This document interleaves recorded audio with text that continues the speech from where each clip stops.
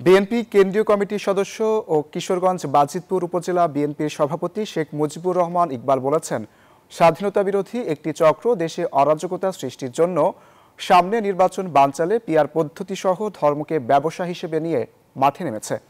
শুক্রবার বিকেলে নিকলিতে উপজেলা শ্রমিক দলের সভাপতি মরহুম মুখলিসুর রহমান স্মরণ সভায় তিনি এসব কথা বলেন। এর আগে ধানের শীষের পক্ষে একটি বিশাল মোটরসাইকেল শোভাযাত্রা নিকলি উপজেলার বিভিন্ন সড়ক প্রদক্ষিণ করে। পরে নিকলি কলেজ মাঠে মরহুম আরাফাত রহমান কোকো স্মৃতি ফুটবল টুর্নামেন্টের ফাইনাল খেলার উদ্বোধন করেন তিনি।